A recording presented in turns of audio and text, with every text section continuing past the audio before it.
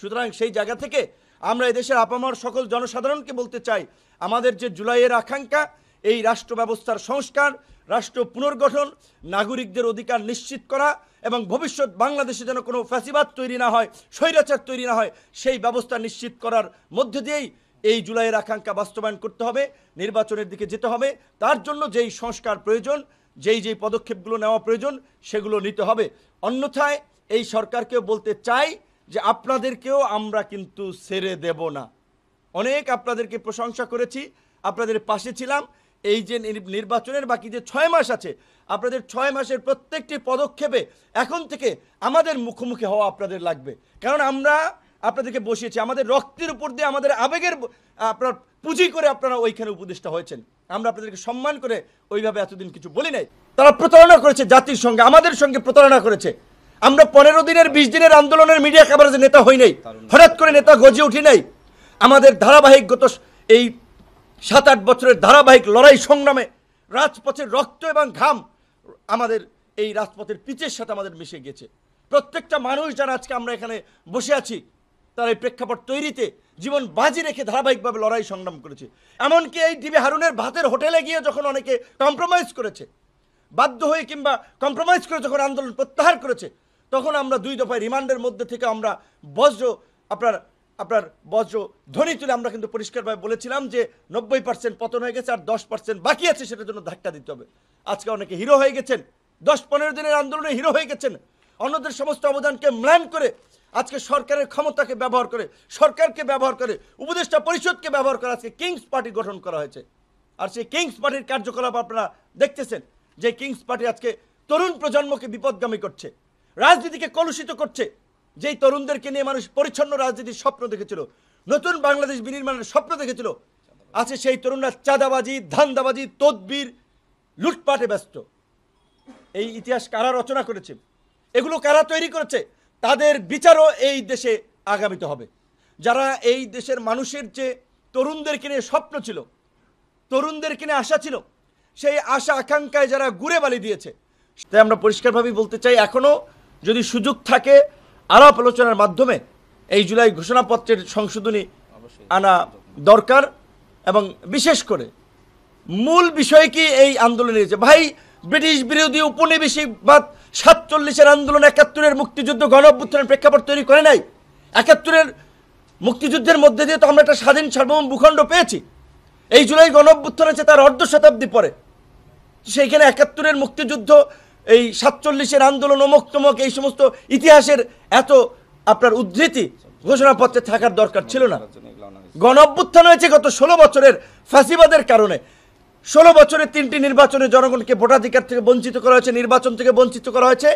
16 বছরে একদলীয় শাসন কায়েম করার জন্য ধারাবাহিকভাবে যে ঘটনাগুলো ঘটেছে, এই সামরিক বাহিনীকে পঙ্গু করার জন্য পিলখানা হত্যাকাণ্ড, আলেম ওলামাদেরকে এই হত্যা করার জন্য শাপলা চত্বরের ঘটনা, এবং এর মধ্যে মোদি বিরোধী আন্দোলন, প্রাইভেট বিশ্ববিদ্যালয়ের শিক্ষার্থীদের আন্দোলন, এবং সবচেয়ে মোমেন্টাম তৈরি করেছে কোটা সংস্কার আন্দোলন এবং নিরাপদ সড়ক আন্দোলন। মূল ঘটনাকে এড়িয়ে একটা অস্পষ্ট ইতিহাস কার স্বার্থে উপস্থাপন করা হয়েছে, কারা এর সাথে জড়িত ছিল, আমরা সেটা জানতে চাই। সেই আশা আকাঙ্ক্ষাকে যারা ধ্বংস করেছে তাদের বিচার হবে। আজকে তরুণ হিসেবে আমরা নিজেরা প্রশ্নের সম্মুখীন হই, তোমাদের ভাই বন্ধু সহকর্মীরা এগুলো কি করছে। তাই সরকারকে বলতে চাই, আপনারা আশকারা দিয়ে এগুলো করেছেন, আপনাদের দায় রয়েছে। সেই দায় মোচনের জন্য হলে অন্তত এই আন্দোলনের অন্যান্য অংশীজনদেরকে যথাযথ মূল্যায়ন করে এই ঘোষণাপত্রে তার সঠিক আপনারা বিবৃতি জাতির সামনে প্রকাশ করবেন। এবং আগামীতে যে জুলাই ঘোষণাপত্র হবে, সেই জুলাই ঘোষণাপত্রের কিভাবে, আগামীতে যে জুলাই সনদ ঘোষণা করা হবে, সেই জুলাই সনদে কিভাবে সকলের আকাঙ্ক্ষাকে প্রকাশ করা যায়, অংশীজনদের ত্যাগের মূল্যায়ন কিভাবে করা যায়, তাদের ইতিহাসকে কিভাবে তুলে ধরা যায়, এবং এই জুলাই সনদকে আপনার মেঘনা কাটার মতো এইটা জাতির মুক্তির সনদে রূপান্তর করা যায়, আইনি ভিত্তি দেওয়া যায়, সেই বিষয়ে আপনারা পদক্ষেপ নিন, আলাপ আলোচনা করুন। এবং এই জুলাই সনদের ভিত্তিতেই আগামীর নির্বাচন হবে। অন্যথায় পরিষ্কার কথা, এই বাংলাদেশে প্রতারণার মধ্যে দিয়ে আগামীতে কোনো নির্বাচন হলে, অতীতে নির্বাচনের নামে প্রহসন হয়েছে, আমি দামি নির্বাচন হয়েছে, আগের রাতে নির্বাচন হয়েছে। এই নির্বাচনের সাথে যারা জড়িত ছিল, দেখেছেন বাংলাদেশের ইতিহাসে প্রধান বিচারপতির গলায় গামছা, প্রধান নির্বাচন কমিশনের কোমরে রশি, এই ইতিহাস কিন্তু বাংলাদেশের 50 বছরে ছিল না, কিন্তু হয়েছে। কাজে আগামীতেও যদি এইভাবে ল্যাপস্যাপ দিয়া জোড়াতালি দিয়া খালি একটা নির্বাচন করতে চান, যারা এই ধরনের নির্বাচন করতে চান তাদের পরিণতিও কিন্তু এই যে খায়রুল হক কিংবা নুরুল হুদাদের মতো পরিণতি হবে, আমরা হুঁশিয়ার করে দিতে চাই। সেই কারণে আমরা পরিষ্কারভাবে বলছি, নির্বাচন নিয়ে সকলের একটা উদ্বেগ ছিল। সরকার প্রধান জাতির উদ্দেশ্যে দেওয়া ভাষণে নির্বাচনের বিষয়ে একটা সম্ভাব্য ভালো এবং একটা উপযুক্ত সময়ে ঘোষণা করেছেন, এইটাকে আমরা ইতিবাচকভাবে দেখি।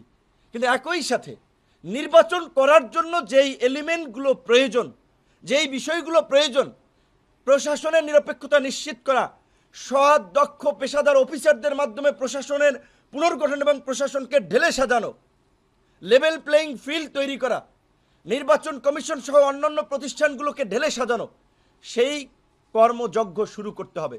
এখন পর্যন্ত প্রশাসনের মধ্যে আমরা নিরপেক্ষ চরিত্র দেখতে পাই নাই। এক দলকে রাষ্ট্রীয় প্রোটোকল দিচ্ছে, অনিবন্ধিত দল কিংবা কোনো রাজনৈতিক দল তাদের নিয়ে সমস্ত কর্মকাণ্ড পরিচালনা করছে জেলা লেভেলে, উপজেলা লেভেলে। অন্য অনেক দলকে গণ অভ্যুত্থানে অংশীজনদেরকে দাওয়াতও দেওয়া হয় না ডিসি অফিসে, ইউএন অফিসে, এসপি অফিসে। তাহলে এই প্রশাসন কিভাবে একটা নিরপেক্ষ নির্বাচন করবে?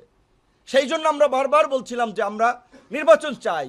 নির্বাচনের দাবিতে সবচেয়ে স্পষ্ট অবস্থান তুলেছে সর্বপ্রথম শুরু থেকে গণ অধিকার পরিষদ।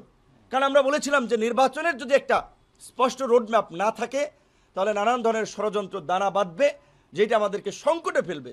কাজেই সেই জায়গা থেকে আমরা এখনও বলছি যে আমরাও নির্বাচন ফেব্রুয়ারিতে ঘোষণা করেছেন, জানুয়ারিতেও যদি করেন আমাদের আপত্তি নেই, ডিসেম্বরেও যদি করেন আমাদের আপত্তি নাই, কিন্তু নির্বাচনের আগে উপযুক্ত পরিবেশ এবং লেভেল প্লেইং ফিল্ড সকলের জন্য সেটি তৈরি করতে হবে।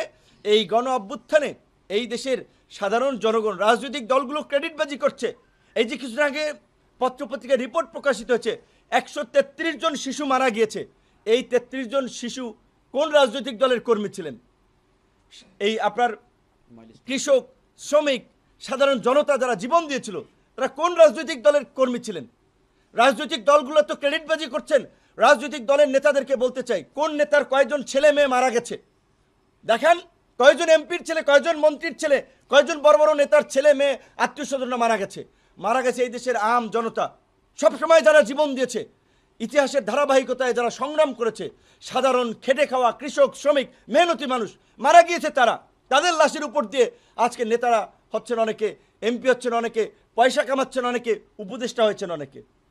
আন্দোলনের নেতৃবৃন্দ, উল্লেখযোগ্য নেতৃবৃন্দের মধ্যে কয়জন মারা গিয়েছেন? মারা যায় নাই।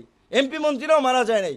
ওই যে একটা প্রবাদ আছে না, যে যখন দেশে যুদ্ধ লাগে বড় লোকেরা রুটি দেয় আর গরিব মানুষেরা তাদের ছেলে মেয়েদের যুদ্ধে দেয়। এই বাস্তবতা আমরা কিন্তু বাংলাদেশে এই জুলাই প্রত্যক্ষ করেছি।